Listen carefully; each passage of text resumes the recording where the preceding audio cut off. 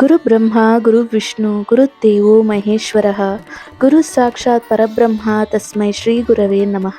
ಅಂದರೆ ಇದರ ಅರ್ಥ ಈ ಬ್ರಹ್ಮಾಂಡದ ಸೃಷ್ಟಿ ಸ್ಥಿತಿ ಮತ್ತು ಲಯಕ್ಕೆ ಕಾರಣರಾದ ತ್ರಿಮೂರ್ತಿಗಳ ಸ್ವರೂಪವೇ ಗುರು.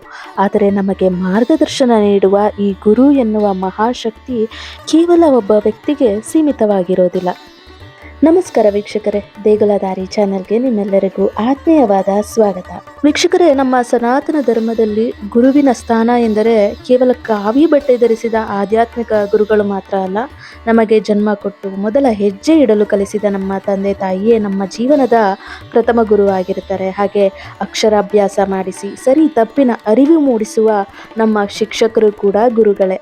ಹಾಗೆ ಕಷ್ಟದ ಸಮಯದಲ್ಲಿ ಜೊತೆಯಾಗಿ ನಿಂತು ನಮಗೆ ಧೈರ್ಯ ತುಂಬಿದ ಒಬ್ಬ ಸ್ನೇಹಿತನು ಕೂಡ ಗುರುವೇ.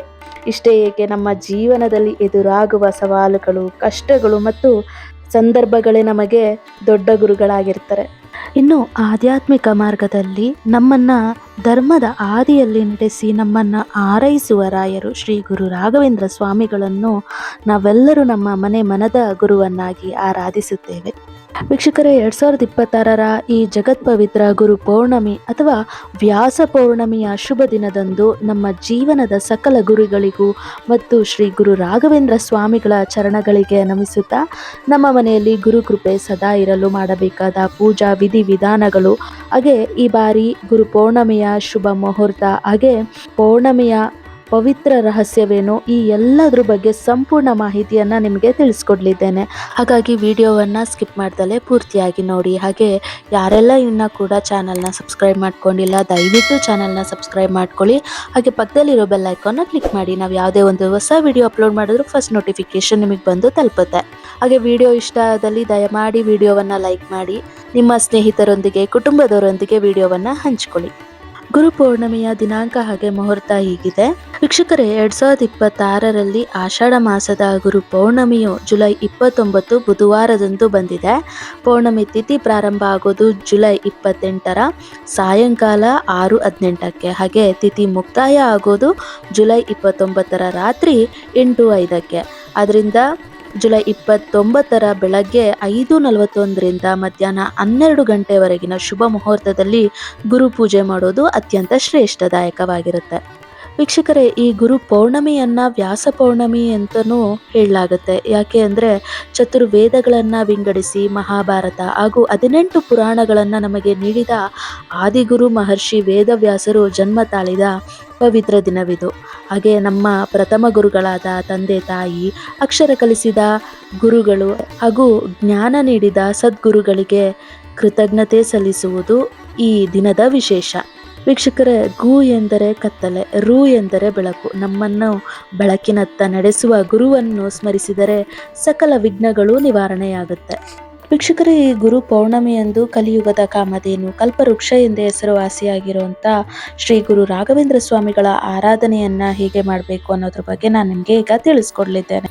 ಜುಲೈ 29 ಬುಧವಾರ ಬೆಳಗ್ಗೆ ಬೇಗನೆ ಎದ್ದು ಮನೆಯೆಲ್ಲ ಶುಚಿಗೊಳಿಸಿ, ಹಾಗೆ ನಾವು ಕೂಡ ಸ್ನಾನವನ್ನು ಮಾಡಿ ಮಡಿ ಬಟ್ಟೆಯನ್ನು ಹಾಕ್ಕೊಳ್ಬೇಕು. ಹಾಗೆಯೇ ದೇವರ ಮನೆಯಲ್ಲಿ ರಾಯರ ಫೋಟೋ ಮುಂದೆ ತುಪ್ಪದ ದೀಪವನ್ನು ಹಚ್ಚಬೇಕು. ಹಾಗೆ ರಾಯರಿಗೆ ಅತ್ಯಂತ ಪ್ರಿಯವಾದ ತುಳಸಿ ದಳಗಳು ಅಥವಾ ಹಳದಿ ಬಣ್ಣದ ಹೂಗಳನ್ನು ಅರ್ಪಿಸಬೇಕು. ಇನ್ನು ರಾಯರಿಗೆ ಆಡಂಬರದ ನೈವೇದ್ಯ ಬೇಕಿಲ್ಲ, ಶುದ್ಧ ಭಕ್ತಿ ಹೊಂದಿದ್ರೆ ಸಾಕು. ಹಾಗಾಗಿ ನೈವೇದ್ಯವಾಗಿ ನಾವು ಹಸುವಿನ ಹಾಲು, ಹಣ್ಣು, ಬೆಲ್ಲದ ಪಾನಕ, ಕೋಸುಂಬರಿ ಅಥವಾ ತುಪ್ಪದಿಂದ ಮಾಡಿದ ಪಾಯಸ, ಹುಗ್ಗಿಯನ್ನ ಈ ರೀತಿ ನಾವು ನೈವೇದ್ಯವಾಗಿ ಇಡಬಹುದು. ಇದ್ಯಾವುದೂ ಮಾಡೋಕ್ಕಾಗಲಿಲ್ಲ ಅಂದರೆ ಕೊನೆ ಪಕ್ಷದಲ್ಲಿ ಕೆಂಪು ಕಲ್ಲು ಸಕ್ಕರೆಯನ್ನು ರಾಘವೇಂದ್ರ ಸ್ವಾಮಿಗಳಿಗೆ ನೈವೇದ್ಯವಾಗಿ ಇಡಬೇಕು. ಯಾಕೆಂದರೆ ಕಲ್ಲು ಸಕ್ಕರೆ ರಾಘವೇಂದ್ರ ಸ್ವಾಮಿಗಳಿಗೆ ತುಂಬಾ ಪ್ರಿಯ. ಇನ್ನು ಗುರು ರಾಘವೇಂದ್ರ ಸ್ವಾಮಿಗಳಿಗೆ ನಾವು ಭಕ್ತಿಯಿಂದ ಇಷ್ಟಾರ್ಥ ಸಿದ್ಧಿಗಾಗಿ ರಾಯರ ಮಠದಲ್ಲಿ ಹೆಜ್ಜೆ ನಮಸ್ಕಾರ ಸೇವೆಯನ್ನು ನಾವು ಮಾಡ್ತೇವೆ. ಆದರೆ ಗುರು ಪೌರ್ಣಮಿಯ ದಿನದಂದು ತುಂಬಾ ಜನ ಸೇರಿರ್ತಾರೆ ದೇವಸ್ಥಾನದಲ್ಲಿ, ಹಂಗಾಗಿ ಅದು ಸಾಧ್ಯ ಆಗೋದಿಲ್ಲ. ಮನೆಯಲ್ಲೇ ರಾಯರ ಫೋಟೋ ಮುಂದೆ ನಿಂತು ಮನಸ್ಸಿನಲ್ಲಿ ನಮ್ಮ ಪ್ರಾರ್ಥನೆಯನ್ನು ಹೇಳಿಕೊಂಡು 3 ಬಾರಿ ಪ್ರದಕ್ಷಿಣೆಯನ್ನು ಮಾಡಿ ನಮಸ್ಕಾರ ಮಾಡಬೇಕು. ಇನ್ನು ವೀಕ್ಷಕರೇ, ರಾಯರು ಅನ್ನದಾನಕ್ಕೆ ಹೆಚ್ಚಿನ ಮಹತ್ವವನ್ನು ನೀಡ್ತಾರೆ. ಹಾಗಾಗಿ ಸಾಧ್ಯವಾದರೆ ಗುರು ಪೌರ್ಣಮಿಯ ದಿನದಂದು ಒಬ್ರಿಗಾದರೂ ಆಹಾರವನ್ನು ನಾವು ನೀಡಬೇಕು. ಹಾಗೆ ಪ್ರಾಣಿ ಪಕ್ಷಿಗಳಿಗೆ ನೀರು ಅಥವಾ ಕಾಳನ್ನು ನೀಡೋದು ತುಂಬಾ ಶ್ರೇಷ್ಠ. ವೀಕ್ಷಕರೇ, ಗುರು ಪೌರ್ಣಮಿಯಂದು ನಾವು ಯಾವ ಒಂದು ಮಂತ್ರವನ್ನು ಪಠನೆ ಮಾಡಬೇಕು ಅನ್ನೋದ್ರ ಬಗ್ಗೆ ನಿಮಗೆ ತಿಳಿಸ್ಕೊಡ್ತೀನಿ. ಈ ಒಂದು ಮಂತ್ರ ನಿಮಗೆಲ್ರಿಗೂ ಗೊತ್ತಿರುವಂಥ ಮಂತ್ರ, ಅತ್ಯಂತ ಶಕ್ತಿಶಾಲಿ ಮಂತ್ರ. ಅದೇ ಪೂಜ್ಯಾಯ ರಾಘವೇಂದ್ರಾಯ ಸತ್ಯಧರ್ಮರತಾಯ ಚ ಭಜತಾಂ ಕಲ್ಪವೃಕ್ಷಾಯ ನಮತಾಂ ಕಾಮಧೇನವೇ. ಇನ್ನು ಎರಡನೇ ಮಂತ್ರ ತುಂಬನೇ ಸರಳ ಹಾಗೆ ಅಪಾರ ಶಕ್ತಿಯುತವಾಗಿರುವಂಥ ಮಂತ್ರ. ಓಂ ಶ್ರೀ ರಾಘವೇಂದ್ರಾಯ ನಮಃ. ಇದು ರಾಯರ ದಿವ್ಯ ಸ್ಮರಣೆಯ ಅಷ್ಟಾಕ್ಷರಿ ಮಂತ್ರ. ಮನಸ್ಸಿಗೆ ಶಾಂತಿ ನೀಡಲು, ಭಯ ಹಾಗೂ ನಕಾರಾತ್ಮಕ ಶಕ್ತಿಗಳನ್ನು ದೂರ ಮಾಡಲು ಈ ಒಂದು ಅತ್ಯಂತ ಸರಳ ಹಾಗೆ ಶಕ್ತಿಶಾಲಿ ಮಂತ್ರ. ಇದನ್ನು 108 ಬಾರಿ ಪಠನೆಯನ್ನು ಮಾಡಬೇಕು. ಮೂರನೇ ಮಂತ್ರ ರಾಘವೇಂದ್ರ ಗಾಯತ್ರಿ ಮಂತ್ರ. ಓಂ ವೆಂಕಟನಾಥಾಯ ವಿದ್ಮಹೆ ಸಚ್ಚಿದಾನಂದಾಯ ಧೀಮಹಿ ತನ್ನೋ ರಾಘವೇಂದ್ರಾಯ ಪ್ರಚೋದಯಾತ್. ಈ ಮಂತ್ರದ ಜಪದಿಂದ ಬುದ್ಧಿಶಕ್ತಿ, ಏಕಾಗ್ರತೆ, ಜ್ಞಾನ ಮತ್ತು ಮನಸ್ಸಿನ ಸ್ಥಿರತೆ ಹೆಚ್ಚಾಗುತ್ತೆ. ವೀಕ್ಷಕರೇ, ಗುರು ಪೌರ್ಣಮಿ ಎಂದರೆ ನಮಗೆ ದಾರಿ ತೋರಿಸಿದ ರಾಯರ ಕೃಪೆಗೆ ಪಾತ್ರರಾಗುವ ದಿನ. ಈ ದಿನ ನಿಮ್ಮ ಅನುಕೂಲಕ್ಕೆ ತಕ್ಕಂತೆ ಸರಳವಾಗಿ ಹಾಲು, ಹಣ್ಣು, ಕಲ್ಸಕ್ಕರೆ ಈ ರೀತಿ ನೈವೇದ್ಯವನ್ನಿಟ್ಟು ಪೂಜಿಸಬಹುದು. ವಿಶೇಷ ಇಷ್ಟಾರ್ಥ ಸಿದ್ಧಿಗಾಗಿ ಗುರು ಪೌರ್ಣಮಿ ದಿನದಿಂದಲೇ 3 ಅಥವಾ 5 ಹಾಗೆಯೇ 9 ಗುರುವಾರಗಳ ಪೂಜಾ ಸಂಕಲ್ಪವನ್ನು ಮಾಡ್ಕೊಳ್ಬೋದು. ಹಾಗೆ ಮಠದಲ್ಲಿ ಹೆಜ್ಜೆ ನಮಸ್ಕಾರ ಸೇವೆಯನ್ನು ಸಹ ಮಾಡ್ಬೋದು. ವೀಕ್ಷಕರೇ, ಸಂಸಾರವೆಂಬ ಸಾಗರದಲ್ಲಿ ದಾರಿ ಕಾಣದೆ ತತ್ತರಿಸುವಾಗ ನಮಗೆ ಸರಿಯಾದ ಹಾದಿ ತೋರಿಸುವ ದಿವ್ಯ ದೀಪವೇ ಗುರು. ಈ ಗುರುಗಳ ಕೃಪಾದೃಷ್ಟಿ ಹೊಂದಿದ್ರೆ ಸಾಕು, ಎಂತಹ ಕಷ್ಟದ ಬೆಟ್ಟವು ಕ್ಷಣದಲ್ಲಿ ಕರಗಿ ಹೋಗುತ್ತೆ. ಅಸಾಧ್ಯವಾದದ್ದು ಅತ್ಯಂತ ಸರಳವಾಗಿ ಸಾಧ್ಯವಾಗುತ್ತೆ. ಈ ಬಾರಿಯ ಪವಿತ್ರ ಗುರು ಪೌರ್ಣಮಿಯಂದು ನಮ್ಮ ಬಾಳಿಗೆ ಜ್ಞಾನದ ಬೆಳಕು ನೀಡಿದ ತಂದೆ ತಾಯಿ, ಅಕ್ಷರ ಕಲಿಸಿದ ಶಿಕ್ಷಕರು ಹಾಗೆ ನಮ್ಮ ಸದ್ಗುರುಗಳನ್ನು ಕೃತಜ್ಞತೆಯಿಂದ ಸ್ಮರಿಸೋಣ. ಕಲಿಯುಗದ ಪ್ರತ್ಯಕ್ಷ ಕಾಮಧೇನು ಶ್ರೀ ಗುರು ರಾಘವೇಂದ್ರ ಸ್ವಾಮಿಗಳ ಹಾಗೂ ವೇದವ್ಯಾಸರ ಪರಮ ಅನುಗ್ರಹ ನಿಮ್ಮ ಮತ್ತು ನಿಮ್ಮ ಕುಟುಂಬದ ಮೇಲಿರಲಿ.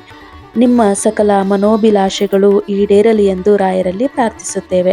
ಈ ಮಾಹಿತಿ ನಿಮಗೆ ಇಷ್ಟವಾದಲ್ಲಿ ತಪ್ಪದೇ ಲೈಕ್ ಮಾಡಿ, ಹಾಗೆ ನಿಮ್ಮ ಸ್ನೇಹಿತರೊಂದಿಗೆ, ಕುಟುಂಬದವರೊಂದಿಗೆ ವಿಡಿಯೋವನ್ನು ಹಂಚಿಕೊಳ್ಳಿ. ಇಂತಹ ಮತ್ತಷ್ಟು ಧಾರ್ಮಿಕ ಹಾಗೂ ಆಧ್ಯಾತ್ಮಿಕ ಮಾಹಿತಿಗಾಗಿ ನಮ್ಮ ದೇಗುಲದಾರಿ ಚಾನಲನ್ನು ಈ ಕೂಡಲೇ ಸಬ್ಸ್ಕ್ರೈಬ್ ಮಾಡ್ಕೊಳ್ಳಿ. ಮುಂದಿನ ಬಾರಿ ಮತ್ತೊಂದು ವಿಷಯದೊಂದಿಗೆ ನಿಮ್ಮನ್ನು ಭೇಟಿಯಾಗ್ತೀನಿ. ಅಲ್ಲಿಯವರೆಗೂ ಧನ್ಯವಾದಗಳು. ಶುಭವಾಗಲಿ.